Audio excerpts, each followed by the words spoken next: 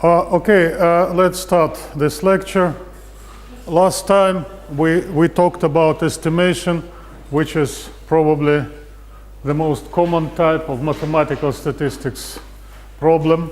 And because it's so important and so common, I think it's a good idea to start this lecture with a kind of revision. Let's make a brief summary of what we discussed last time. So it's about estimation. I'm sorry.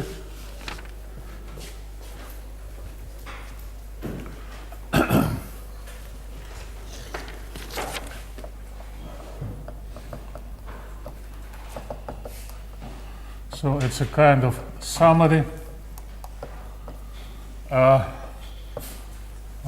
imprint it on your memory. Okay, so we start with this. We have a population variable x. You remember that this kind of variable arises when we choose at random one member from the population, assuming that each member possesses their own individual value of a certain numerical characteristic. Okay, we assume that the law, the distribution of x is known, but what is not known is some parameter. And the most common case is estimating the mean, which is denoted by mu, Greek letter mu. So mu is unknown, and this is what is to be estimated. Now the approach, the fundamental approach here is this. We take a random sample, and the result is a sequence of values, sample data. Now if we take a sample of size n, little n, then we get a row of n numbers like this. Okay, now the idea is to use the sample data somehow to estimate mu, which is unknown. Okay, natural enough. Well, and here we distinguish between two approaches. One is to provide just one number as an estimate. It's called point estimate. Point estimate. Okay.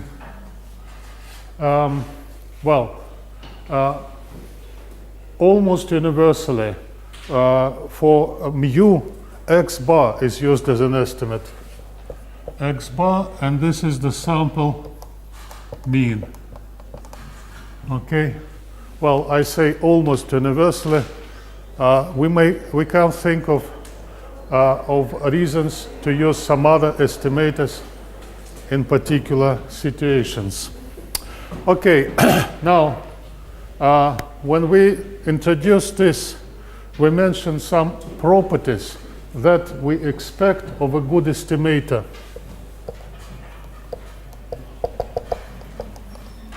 Of a good estimator. Okay.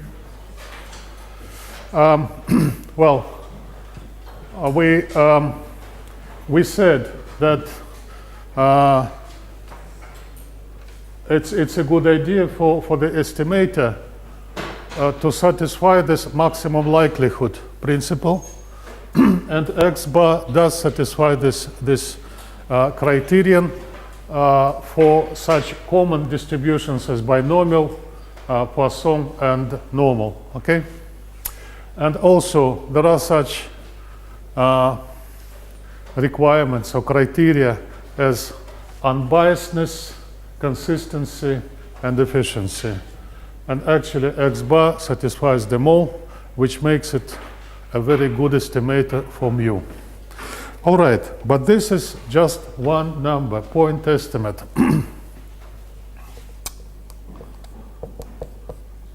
This symbol, hat, is used to indicate estimate, and what's written here means that we use x bar as an estimator for mu, which is unknown. Okay, but we can do better than that. We can make a step forward. Rather than supplying just one number as estimate, we can supply an interval. And this is called interval estimation. Okay, like this. Now, what is this about? We start with setting a certain value gamma, confidence level. Well, it has the meaning of probability, and it's going to reflect the degree of confidence that we have in the estimate that we are going to produce. So gamma is a number that is close to 1, typically 0.95 or 0.99. These are the typical values. Okay, and then we take a sample. Okay, we compute the sample mean. Well, here x bar is not the name of the variable. It's supposed to be the little letter x. Here it's the specific value of the sample mean that we compute on a particular sample, and then we construct this interval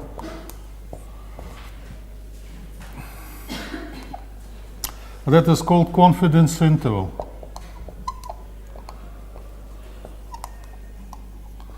So D here, I'm not sure it's a common notation for this, but the meaning is the half width of the confidence interval.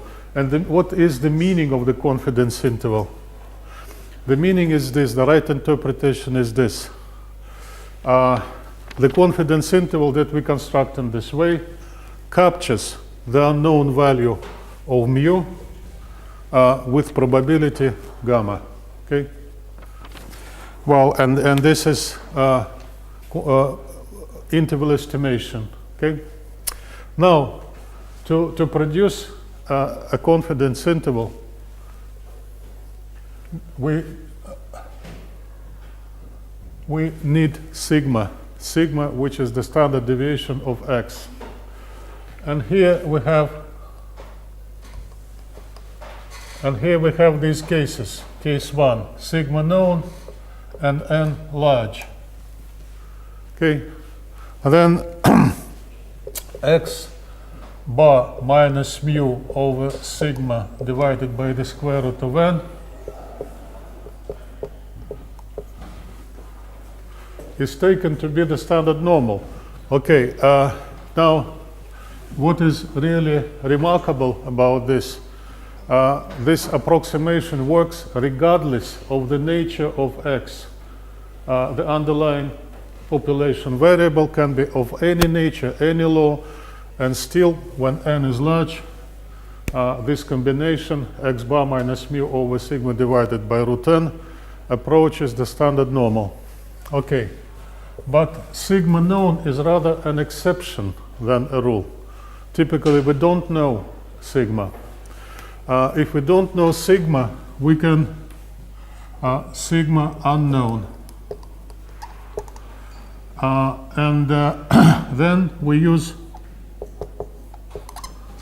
S, which is called the sample standard deviation, is used as an estimate for sigma. And if n is still large, x bar minus mu over S over root n can still be treated as the standard normal. And we have this third possibility. Sigma unknown,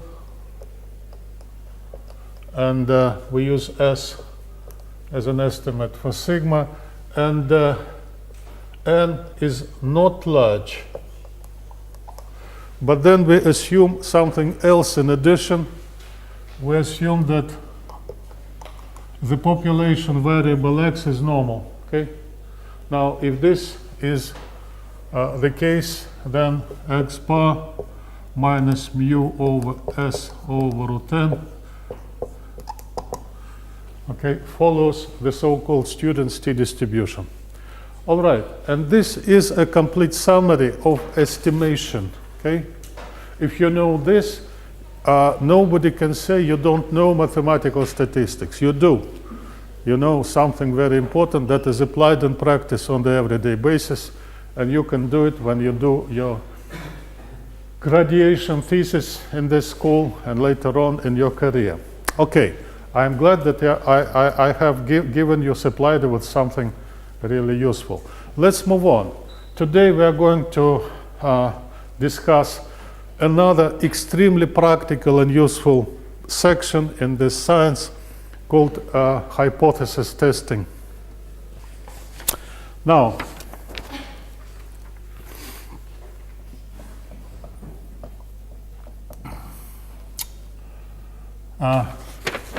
hypothesis testing.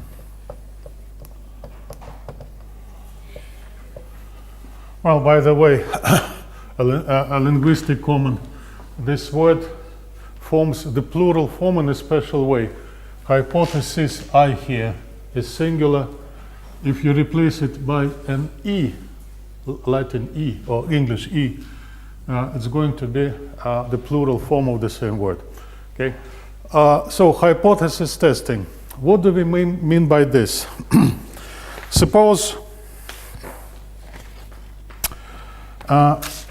we have, okay, population variable x, and mu is still unknown, but well, we ask a different kind of question here. It's not actually hypothesis testing is very closely related to estimation. Okay, but here we look at the same problem from a slightly different angle. Now the question is different.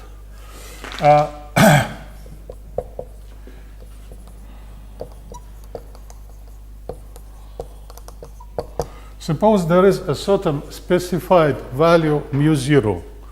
It's a value that for some reasons is of interest to us. Okay? And the question that we ask is this: is mu, which is unknown, equal to this specified value, mu0? Okay?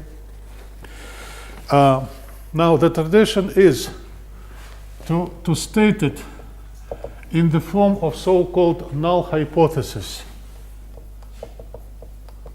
And this is called null hypothesis. Okay, this is the accepted term. Well, and the alternative possibility, mu is not equal to mu0, is called alternative hypothesis.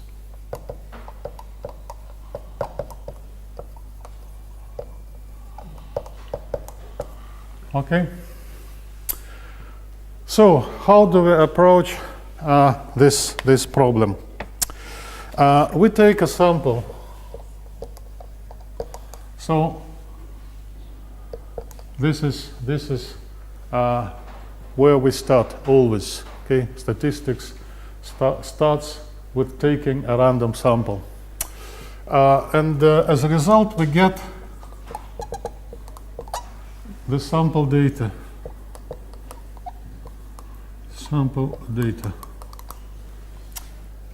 Okay. All right. Now, the next thing is this. We introduce a test statistic. Test statistic. Now, when we talk about mu, when we perform a test for the population mean mu, then invariably the statistic is this. But hypothesis testing is not limited to tests for mu. We can carry out tests for sigma or for some other parameters. So generally speaking, we have sample data and we introduce a test statistic. And if you remember, a statistic is actually any function of the sample data that is used for the purposes of making inferences, and in this case, making conclusions on the hypothesis. All right, so X bar is the statistic when we do a test for mu. And then we introduce a decision rule. Decision rule. Well, let's write an informal formulation of this, because I really want you to very clearly understand what we are doing here. So when we take a sample, the result is this row of numbers. We introduce it as statistic, and the result is a certain value. Well, if this is X bar, then the value is the value of the sample mean computed on a particular sample. Now, the logic, the reasoning is this. We accept H0 if X bar computed in this way is not very different from mu0. Okay? Let's write it down. Accept H0 if X bar is not very different from mu0. Okay? This is the idea. Now, how do we specify what is very different or not very different? We introduce an acceptance, we construct an acceptance region. Acceptance region. Okay? And the acceptance region is this. It's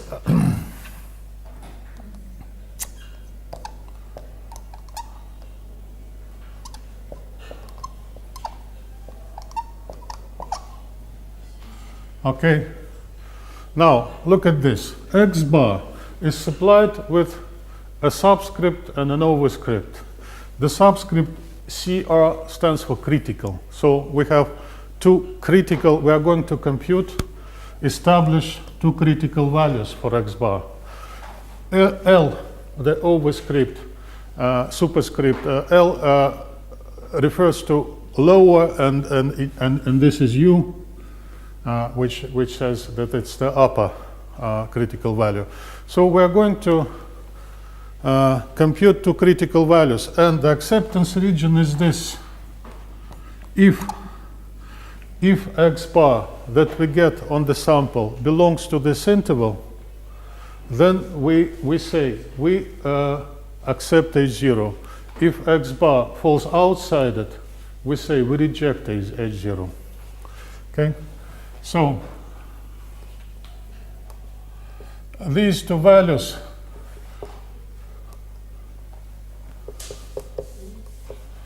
the lower and the upper critical value are placed symmetrically on both sides of mu0, like this. So this is the acceptance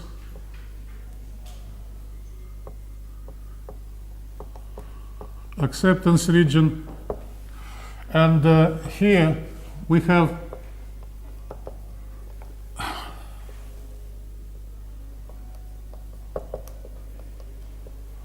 now we reject the null hypothesis if X bar falls outside this acceptance region. The combination of these two semi-infinite intervals is called a rejection region or critical region. Okay. Well, the question now, how exactly we are going to construct this acceptance region. Before we do this, I want you to notice that no matter how hard we try, it's always possible that we make an error. Okay? Now, for any acceptance region, no matter how we define it, it's possible that the actual value of mu is equal to mu0. That is, H0 is true. And still, on a particular sample, x bar, that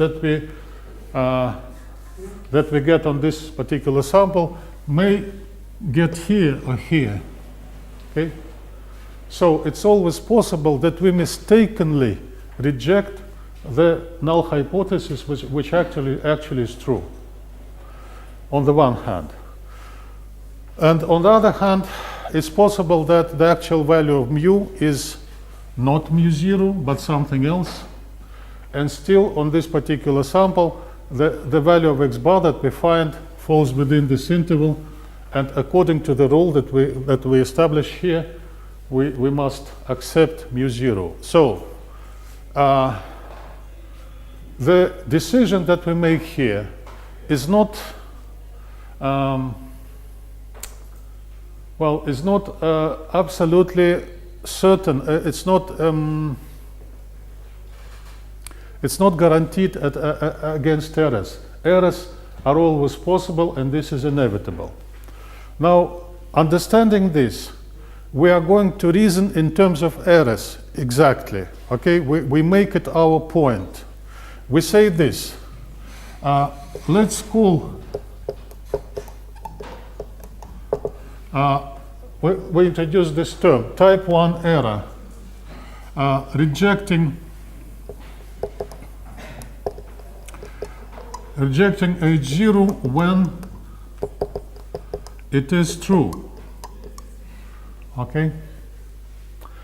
Again, this kind of error is always possible, and we say that alpha, again, accepted notation, is the probability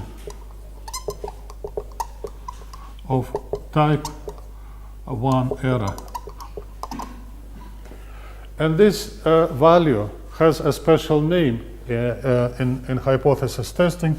It's called significance level.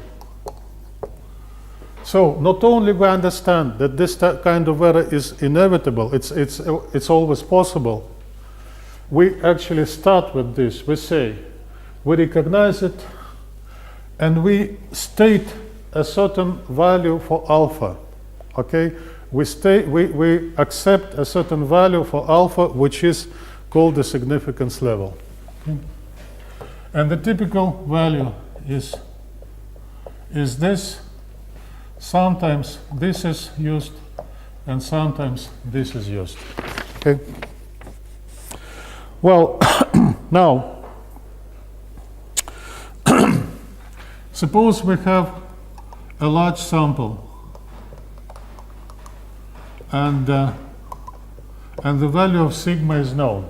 Okay, and then x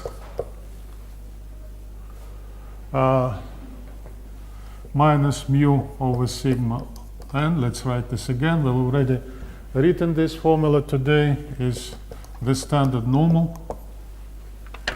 And and this is what we do. In terms of z,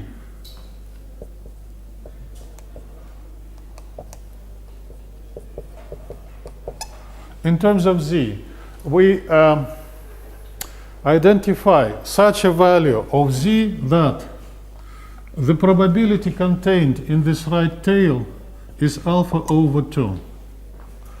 And because the standard normal distribution is symmetric about 0, the probability contained in this left tail is also alpha over 2.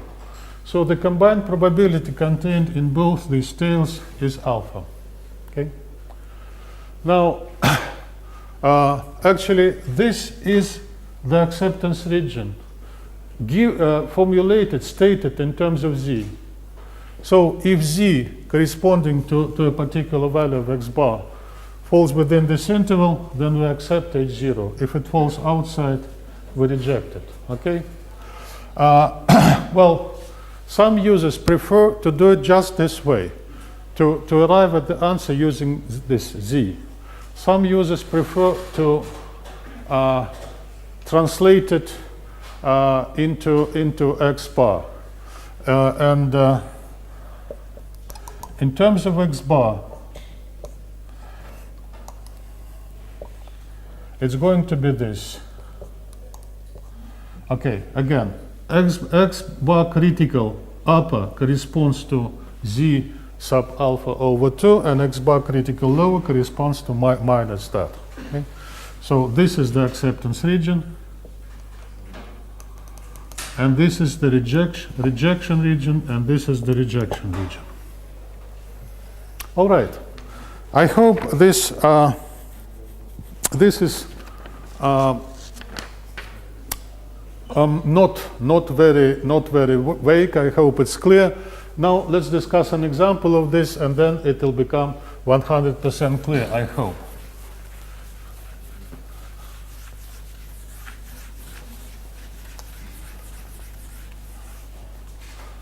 All right.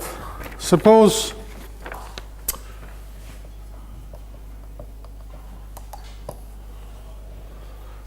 we observe the operation of a bottle filling machine.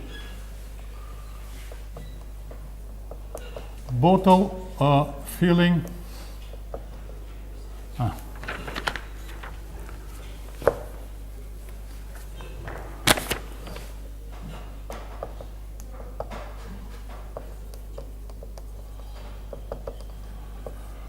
Well, this machine fills wine bottles with wine, okay? And the specification is that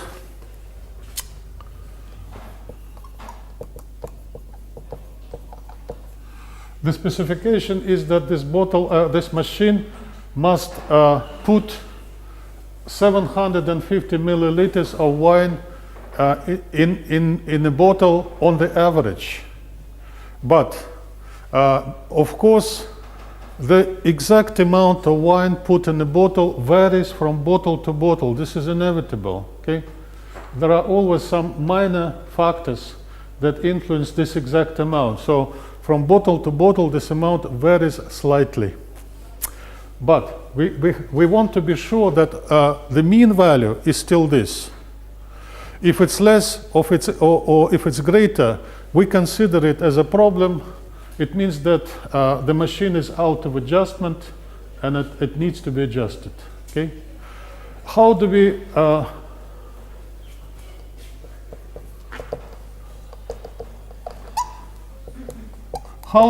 answer this question? Is the mean value of wine put by the machine in a bottle equal to mu0 or not?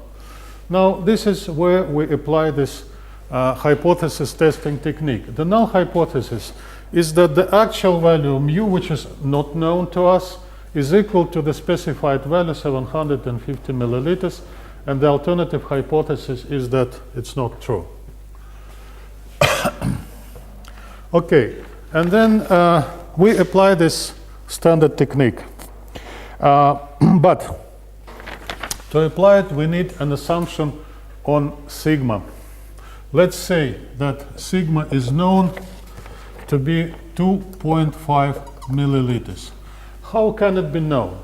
Okay, now if it's not a new bottle filling machine, if it has been in operation for some time, then probably we have already conducted tests like this before, okay?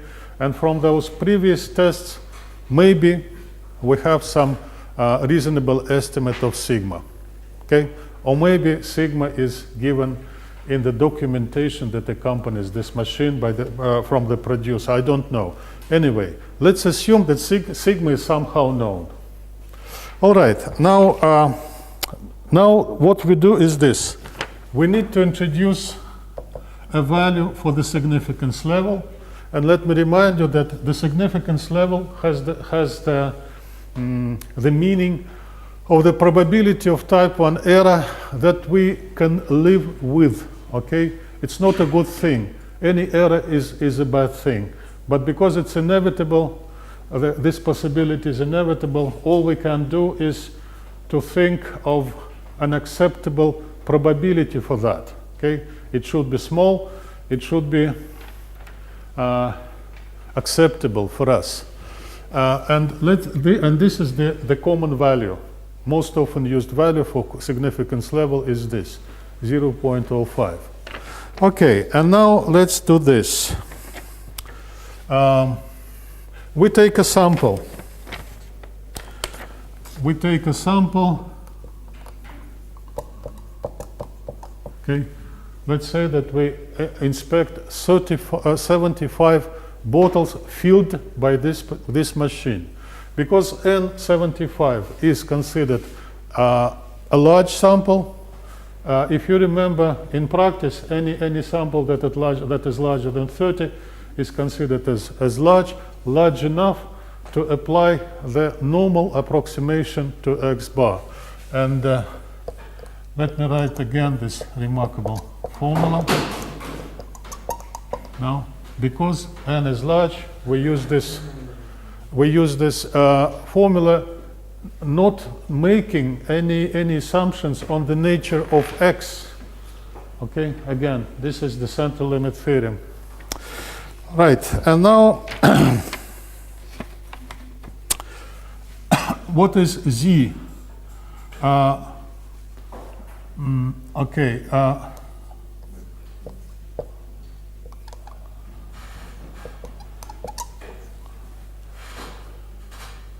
Well,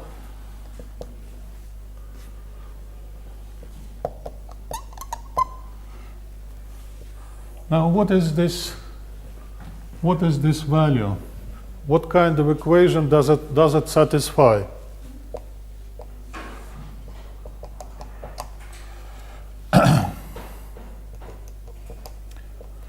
Okay, this tail must contain the probability of alpha over 2, which is, if alpha is 0.05, it's 0.0225. And the same thing means that the probability associated with the values that lie to the left of this point is 0.975. Let me continue here. And Z alpha over 2 is 1.96. Well, this is a value for Z that appears quite often in hypothesis testing because this value of alpha is very common. Okay? So we have a value for Z, and now X bar critical upper is going to be, well, it's mu 0 plus Z alpha over 2 sigma root n, which is 750 plus 1.96, and here we substitute a value for sigma, which is 2.5 root 75. And the numerical value for this is 750.6. And the lower critical value is mu 0 minus this.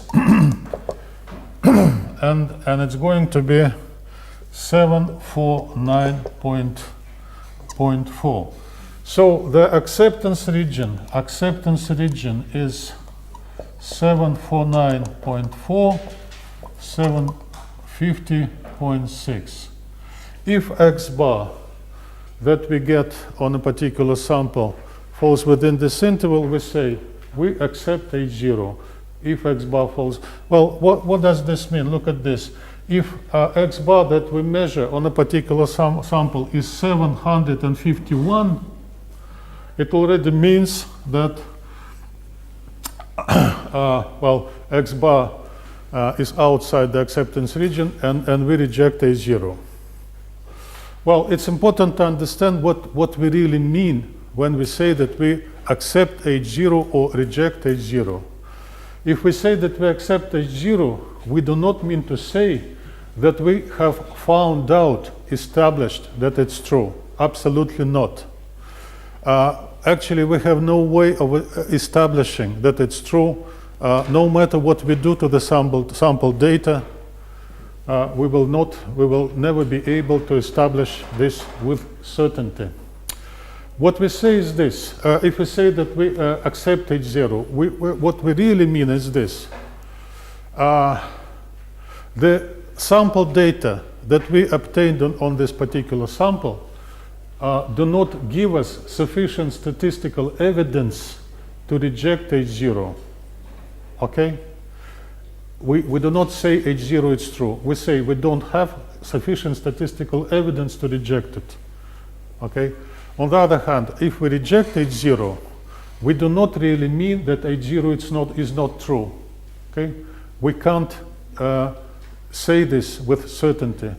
What we mean is this: the sample data obtained on a particular sample are in contradiction with H0 in the statistical sense. They give us statistical reasons to reject H0. Okay. Now I hope this is clear. All right. Now let's move on. Now this format of the test is called two-tailed.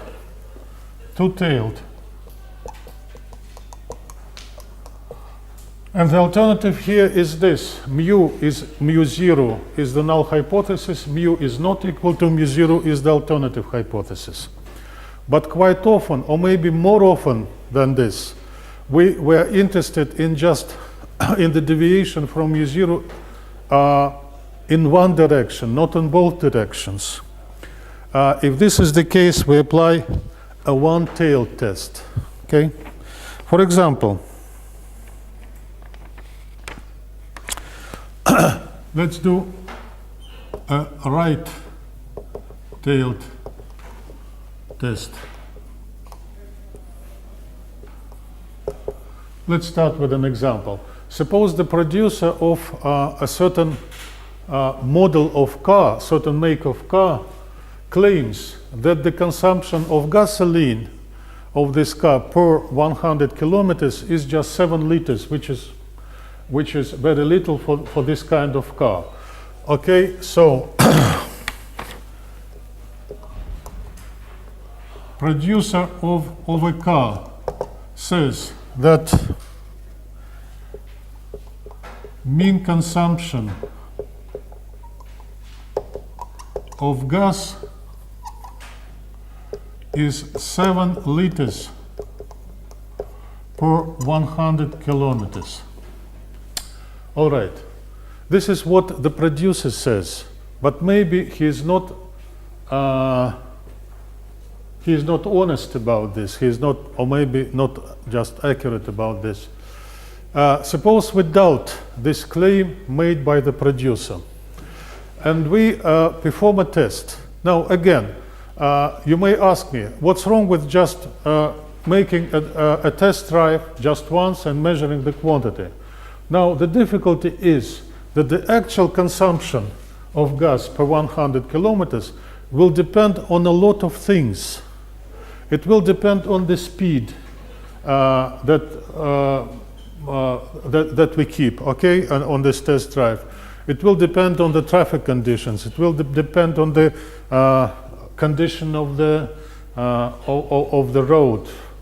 Actually, I'm not an expert at all, but my guess is that the actual consumption will vary from one test drive to another test drive.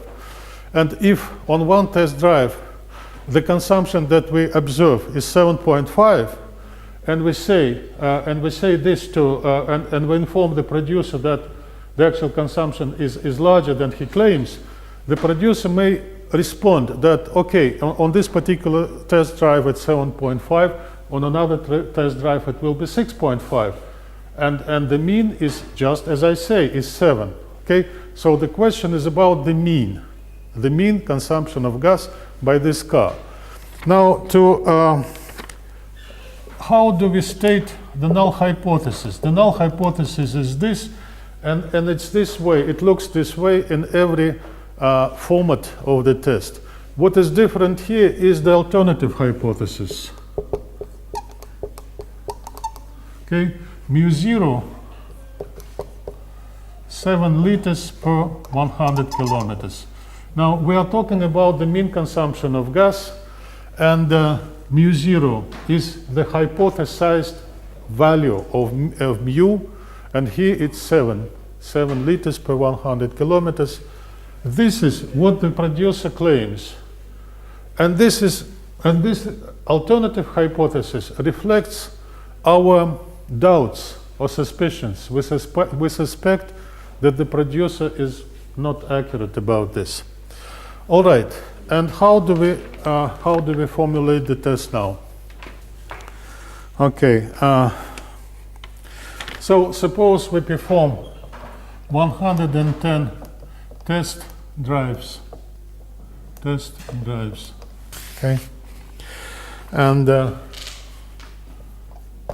X bar is the mean consumption of gas on the sample, on these 110 test drives. And then the acceptance region. Now this is different now, different from the previous case. Well, the acceptance region only extends from mu0 to one side. It extends towards the larger values of mu, because this is how we formulate the alternative hypothesis. Okay, alternative hypothesis is mu is greater than mu0. Okay, and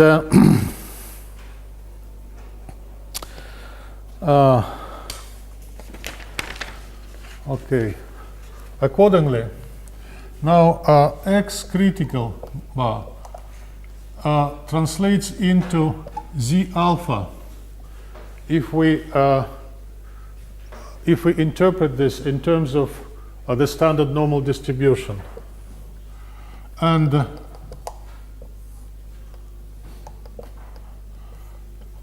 now alpha is associated not with two tails, but with one tail, exactly with the right tail, because we are doing the right tail test. Okay?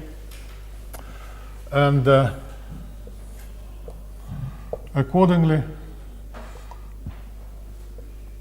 Z alpha cuts off this tail containing alpha now. Okay, and with sigma known, and this is, I'm afraid, we didn't mention. Suppose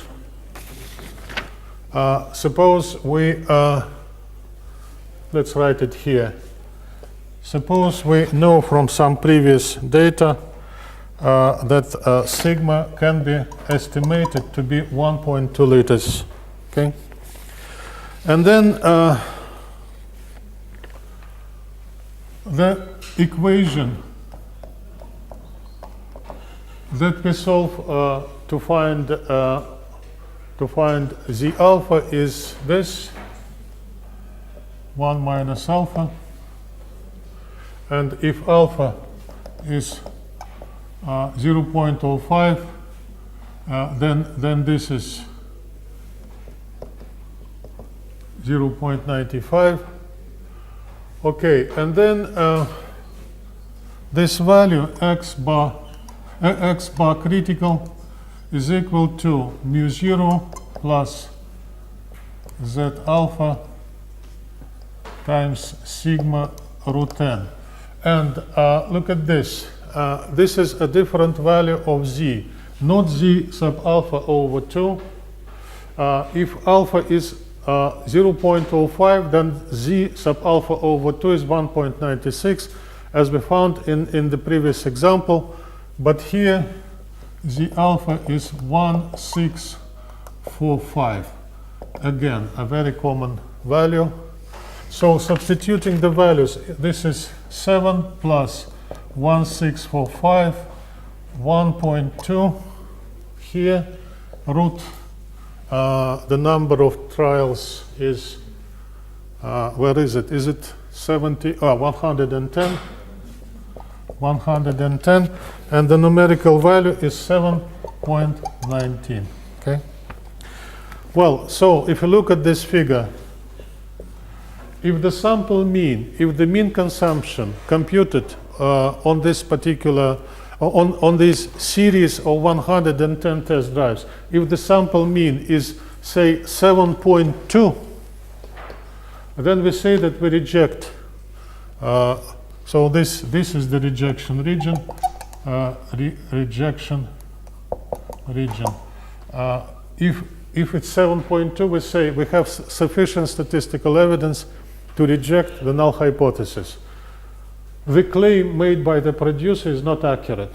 But if it's 7.9, then we say, okay, we are ready to accept this hypothesis. We can't reject it. Okay? Well, let's move on.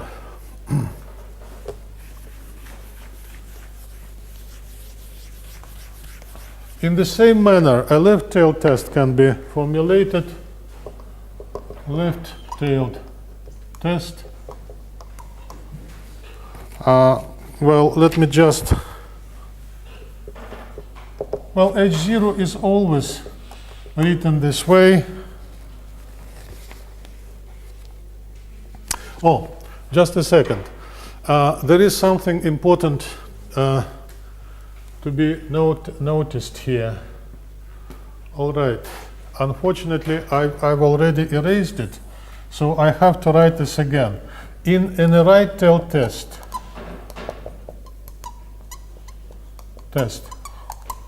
H0 is mu equals mu 0, and H1 is mu is greater than mu 0.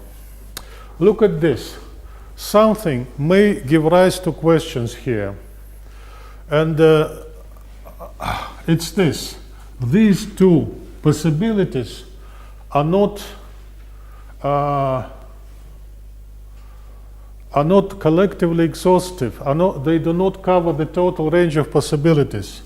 The true alternative to this would be mu less than or equal to mu 0.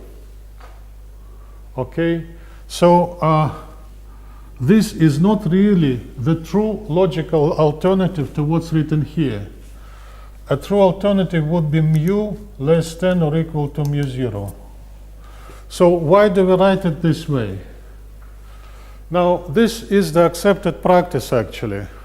We simplify the case by writing this E0 null hypothesis instead of this logically true alternative. We simplify the question, simplify the problem. Now, actually, with this statement for H0, it would be difficult to develop the acceptance region and rejection region. It would be a much more complex problem. Okay? So one reason for this is simplification. Another reason is this. Please keep in mind this example about gas consumption. What we are really interested in is whether the gas consumption is greater than 7. We are not really interested in this other possibility. Okay? So what is the point of this testing? The producer says the gas consumption of this make of car is as little as 7 liters per 100 kilometers. And we say, actually, we have doubts. We suspect that actually the mean consumption is larger than that. So for us, the meaningful alternative is this, whether it's 7 or larger. Okay?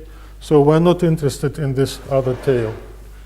Well, these are the intuitive reasons for simplifying it this way. But what really happens mathematically when we substitute this null hypothesis, not logically correct, for this logically correct but more difficult thing? Now, when we substitute this for this, we make the acceptance region wider. Okay, so all the possible values of mu in this half-infinite range are kind of condensed here in this formulation of H0. So all the probabilities associated with all the values of mu less than or equal to mu are kind of represented by just this equality. Okay? Now, if you think of it, the mathematical effect of it is that of making the acceptance region wider than it should be. it means that, in simple words, it means that we give H0 some additional credit, okay?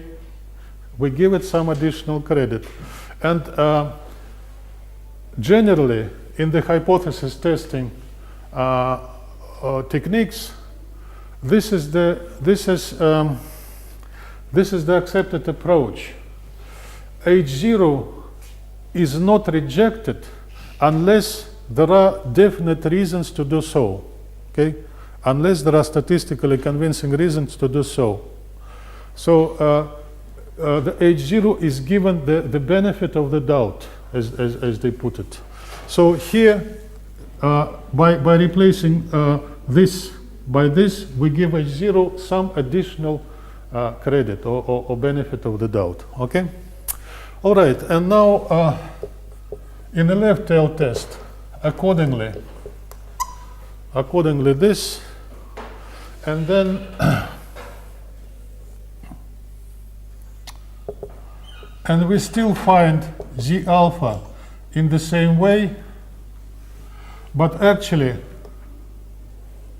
the rejection region here in this kind of test is not in the right tail. It's associated with the left tail. It's here. So this is the rejection region. Okay. And X bar critical now is mu0 minus Z alpha times sigma over root n. And that's it.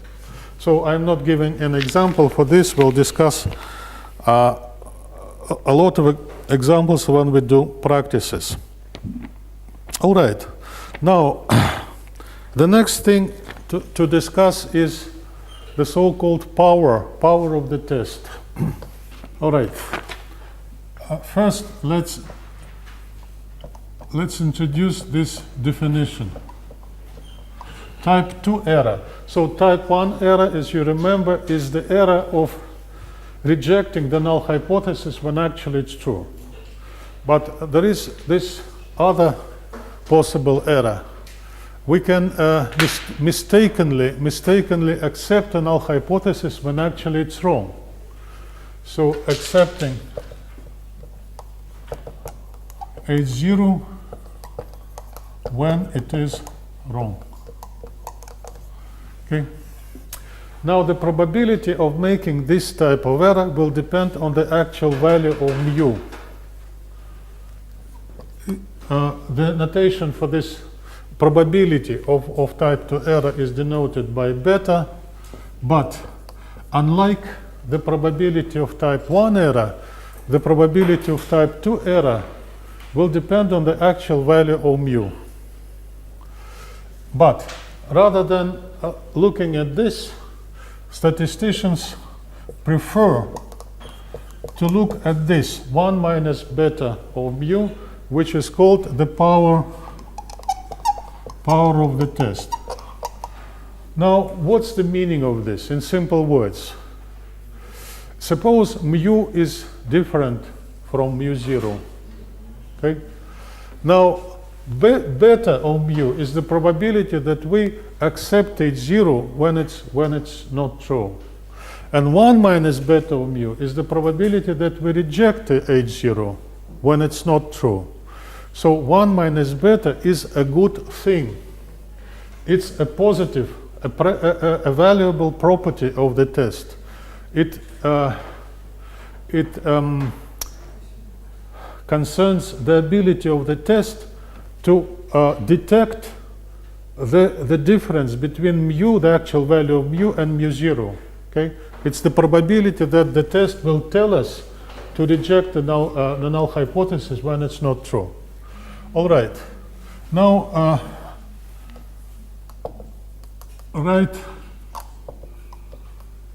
suppose we do a right tail test. We will limit the formulation of this to the right tail test. The other cases are treated in a similar way.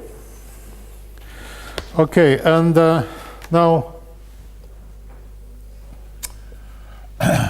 mu0, and this is, well, suppose, so this is the rejection region. suppose the actual value is here. Okay, it's greater than mu 0. Because it's greater than mu 0, h0 is not true. Well, if this is the actual value of mu, x bar has a normal distribution centered here, not here. It's like this. And 1 minus beta, the probability that we reject the null hypothesis, is the probability contained in this tail. Okay? So it's 1 minus beta of mu is equal to the probability that x bar falls to the right of the critical value. Okay? Or in terms of z, it's the probability that z falls to the right of z alpha, because this is associated with z alpha, where z is x bar minus mu sigma root n. Okay? Please notice that here we use mu, the actual value of mu, not mu 0. Okay? Right. So this is what all we can say about power of test. Let me just tell you that whenever a test, an important test is planned, this quantity, power of the test, is necessarily investigated. It's looked at, okay? And the researchers who plan the test ask themselves, suppose the actual value of mu is here. What's the probability the test will detect this deviation from mu 0? And after they have computed this probability, they ask themselves, are we happy with this probability? Are we happy with this kind of sensitivity of the test that we are going to apply? If they find that the probability of detecting a deviation from mu 0 is not good enough, is not high enough, then they think of a way to reformulate the test. Okay? And generally, the universal answer, the principal answer to the question of the quality of the test, so the principal way to improve the quality of the test is increasing the sample size. Well, it's a simple answer, it's a universal answer. Increasing the sample size makes alpha less, and at the same time, it makes 1 minus beta greater. So increasing the sample size is a good thing in every way. The only problem is that quite often taking large samples is very expensive, or maybe just practically impossible. Okay? All right, so this said, let's just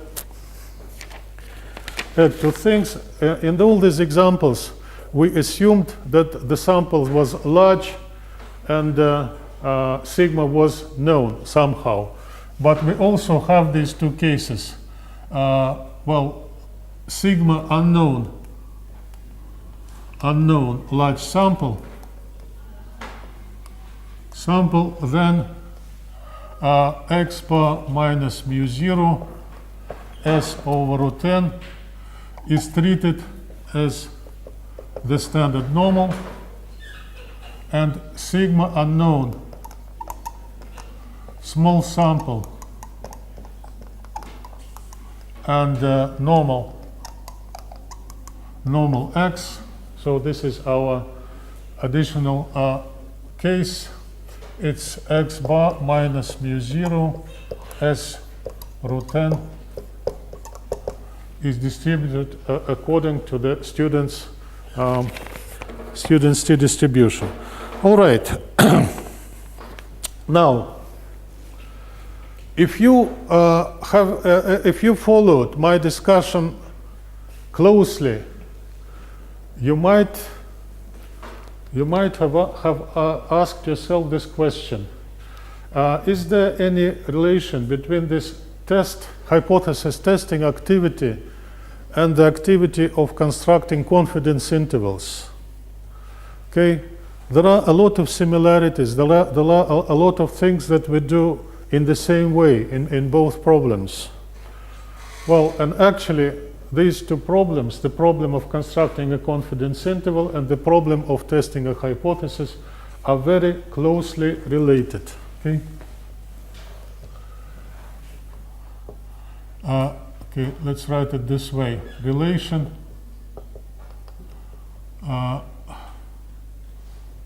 of confidence interval to hypothesis testing. Now, how are the two related? Suppose suppose we have a certain confidence level gamma. The result of this interval estimation activity is a confidence interval that extends from x minus d, x bar minus d, x bar plus d. And again, let me repeat this. It deserves to be repeated. Gamma is the probability that the confidence interval constructed in this way around this random value will capture the true value of the mu, of the mean. All right, and this problem, okay, it relates to this. If we define alpha to be 1 minus gamma, okay, then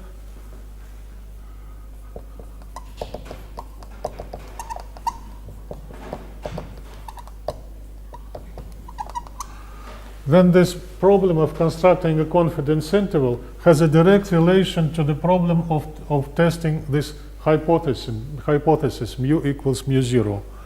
Now, how exactly? Now, we can reason this way. We take a sample. We find the sample mean.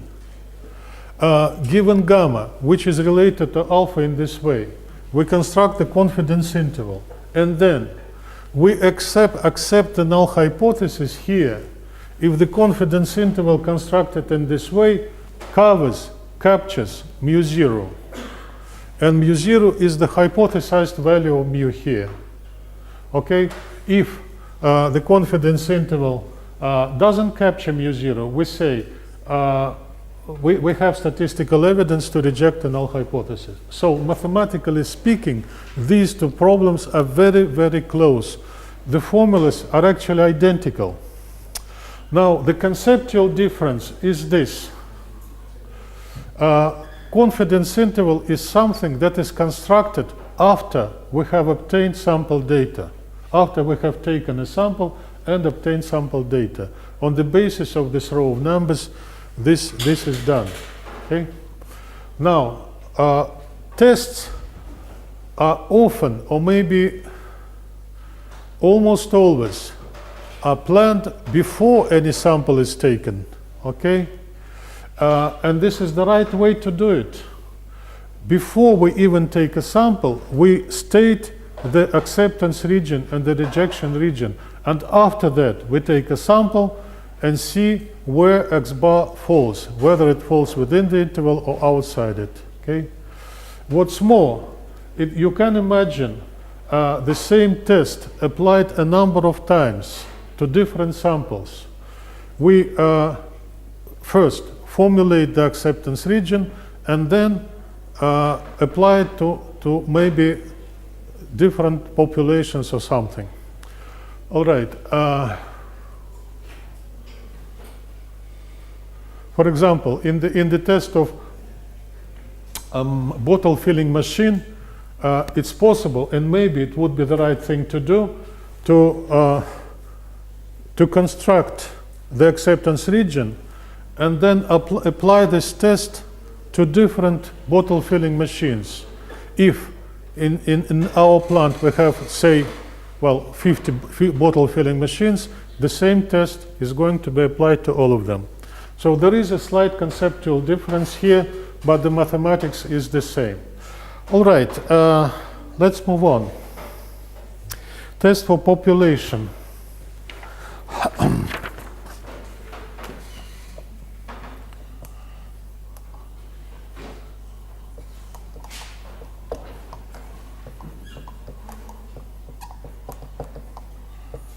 So, suppose X, then the population variable is of Bernoulli type.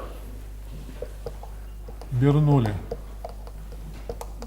Which means that X can only take one of two values, 0 or 1. 1 is traditionally called a success. All right, and there is this P probability of success associated with this variable.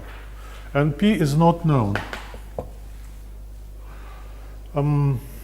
Okay, now let's consider this example.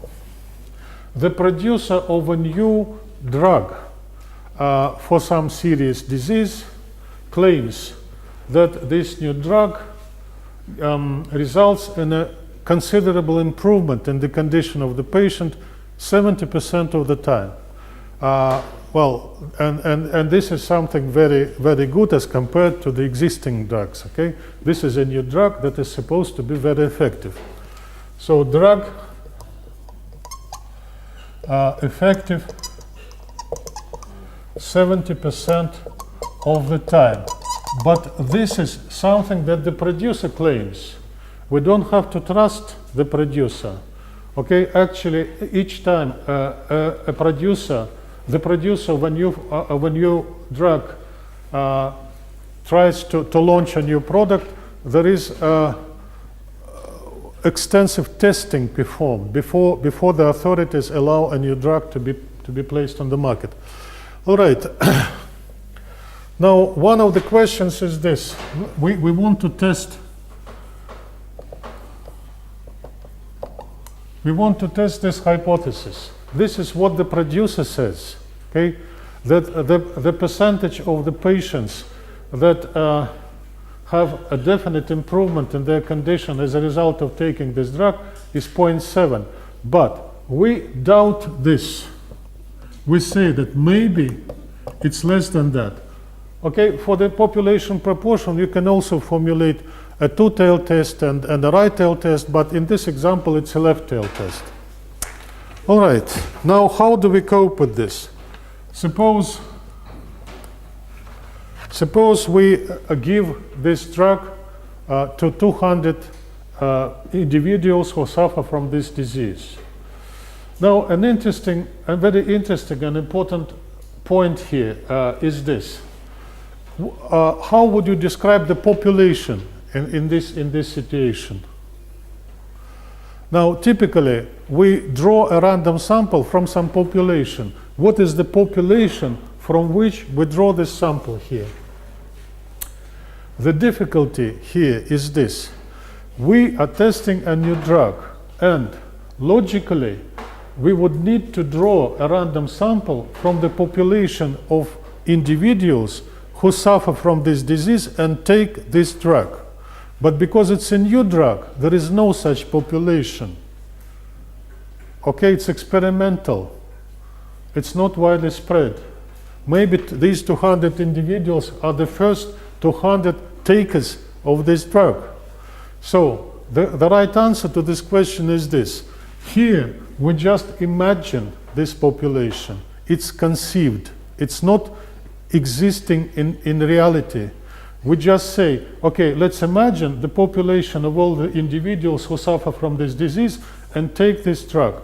We consider these 200 people who actually take the drug within this experiment as representatives of this imaginary population, okay? This is interesting. All right, and suppose definite improvement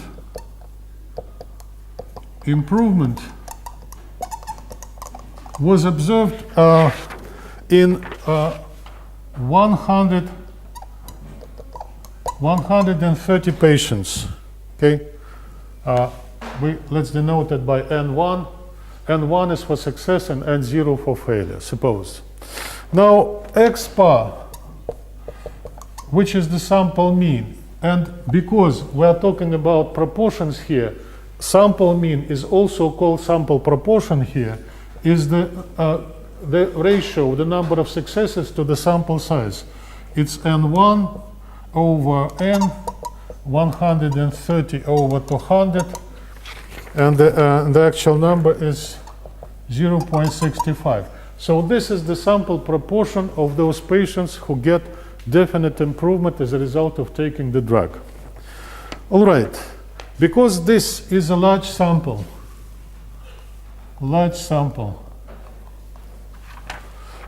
we say that X bar minus P over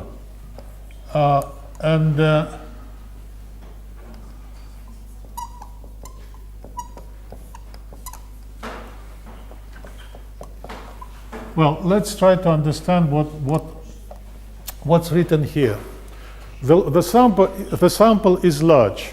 30 is supposed to be the boundary, but here we have 200 sample points, which is a lot. Now, and then we say, let's look at this from the standpoint of H0. Let's assume that H0 is true. Then X bar minus P0, which is the mean. So if H0 is true, then the mean, or in other words, the true value of P is P0. Well, this is P0. Okay? So this is the true value of P, and then the value of sigma. The sigma can be estimated using this complex, sigma X bar. Okay, and this whole thing is normal. All right. Now,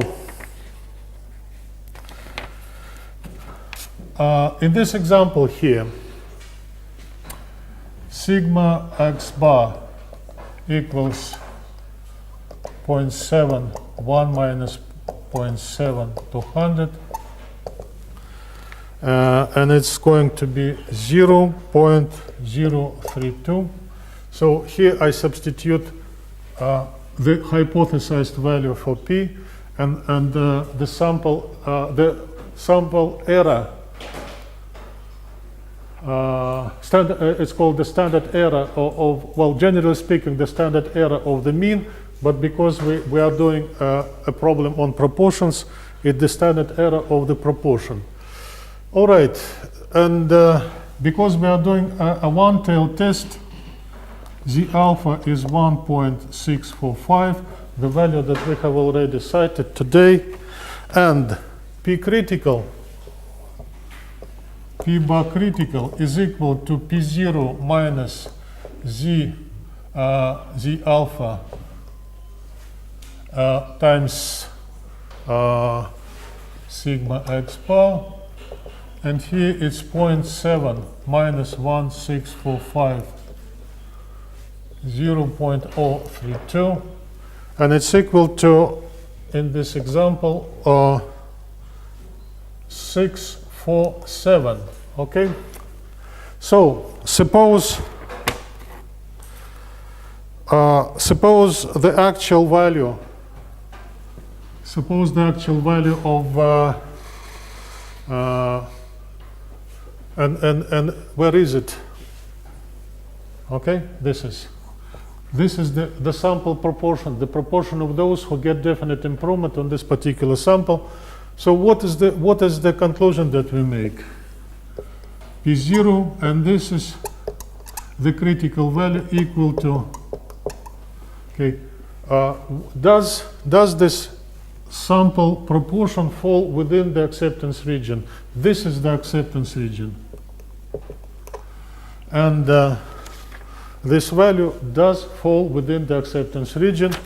So although it's quite close to the boundary of this region, nevertheless we accept H0. Now, there is an important extension possible in this kind of discussion. Look at this. Well, please notice that we use the z statistic, z-test. And the reasons for doing this is that the sample size is large, it's 200. Okay? Well, this is how it's done most of the time. But you may notice that we don't really have to use this approximation. The normal distribution is really an approximation to x bar, to the sample mean, and it works when the sample mean is large. But because we are so very educated, we can use the binomial distribution directly, because the exact distribution is the binomial one. Okay, I'm not sure. Let me write it here. Let me write it here. So using binomial distribution for the same problem. Okay. Now this is n. This is 0. The hypothesized value is 0.7. So well, 140 is n times p0. So this if the number of definite improvements were 140, that would correspond exactly to the null hypothesis. Now, suppose it's less than that. How do we decide that the null hypothesis needs to be rejected? Suppose the number of patients in which a definite improvement is observed is less than 140. How do we decide that it's so small that we need to reject the null hypothesis? The right thing to do is this. Okay, so we need to identify a certain critical value such that the probability associated with the values that lie to the left of this is alpha. Okay. Now look at this. In this particular problem, the probability that k is less than or equal to 128 is 0.40, and the probability that k is less than to 9 is this. Well, because it's a binomial distribution, and the possible values that the variable takes on are only integer numbers, okay, limited to integers, we can't identify this exactly. So we can identify it, but it's not an integer number. This boundary lies somewhere between these two values. So this is less than 0.05, and this is greater than that. Okay? So what I mean to say by this, if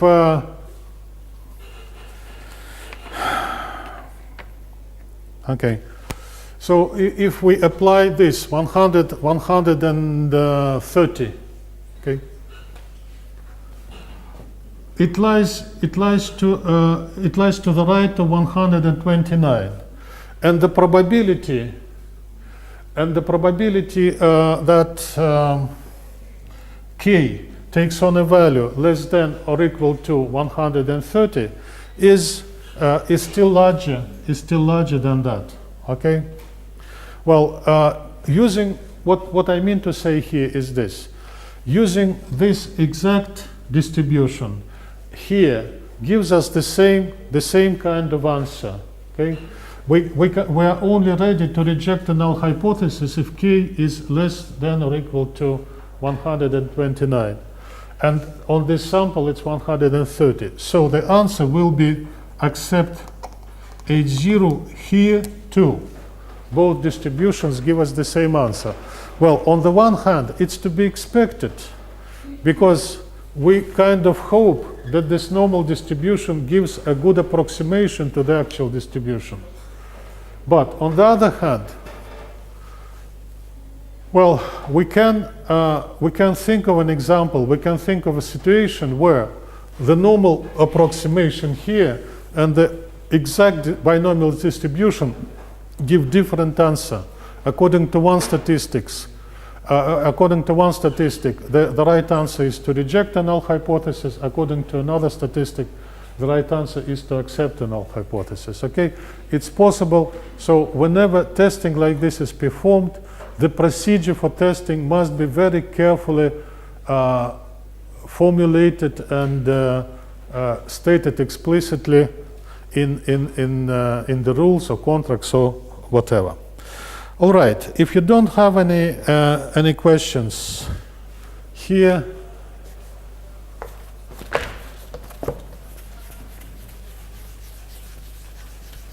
let me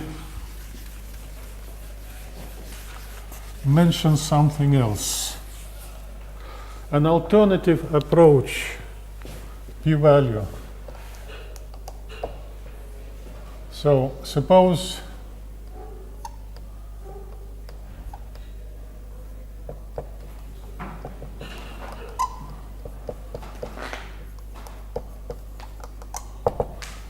we do a right-tailed test, and this is mu0, and we take a sample of size n and observe a certain specific value of x bar, the sample mean. We place it on the real line, and then we can ask this question: what's the probability that x bar takes on a value that lies to the right of the value that we actually observe? Okay, given h0. Now, again, we take a sample, we compute a certain value, the sample mean, and now we ask ourselves this question: is the sample mean so different from mu0 that we have reasons to reject h0? And one of the ways to answer this question is this: it's actually not very different, not essentially different from the hypothesis testing procedures that we have just discussed today. It's just another way to look at it. We can do it this way. Rather than constructing acceptance region and rejection region, we can ask ourselves this: suppose h0 is true, what's the probability that x bar takes on a value that lies to the right? This is a right-tailed test, to the right of the value that we actually observe. And this is called p-value. So if p-value is less than alpha, we reject h0. And if p-value is greater than alpha, okay, we accept h0. All right, so it's not a different method, it's just a slightly different approach to the same thing. All right, well, I have a few minutes left, and because I'm in such great hurry to give you as much stuff as I can, I think I'll start the next chapter today, and then I'll pick it up next time. And the next chapter is this: chi-squared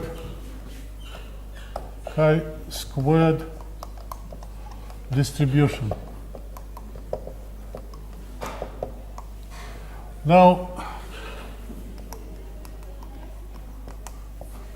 the British mathematician of the name of Pearson in the year 1900 introduced this chi-squared distribution, and that was a revolution. This name Pearson is considered as the father of modern mathematical statistics. Okay, so it's absolutely necessary for us to learn this stuff. Now let's first introduce this definition. Suppose x1, x2, xn are independent. Well, this is absolutely important. They're independent and standard normal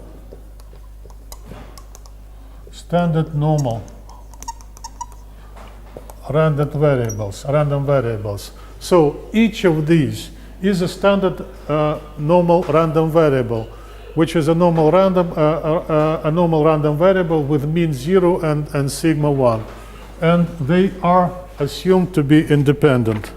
Then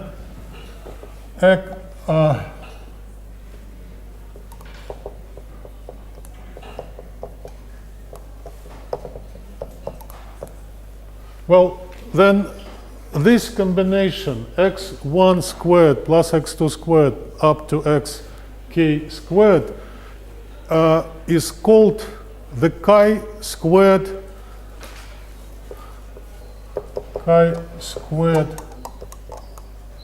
random variable with k degrees of freedom. Well, this is something new. This is a new term, degrees of freedom. All right, look at this. We have k independent random variables, each distributed according to the standard normal law. K independent random variables, and for that reason, we talk about k degrees of freedom. Now this notation, chi, this is a Greek letter. Look at this. Maybe it's something new to you. I'm not sure you have seen it before.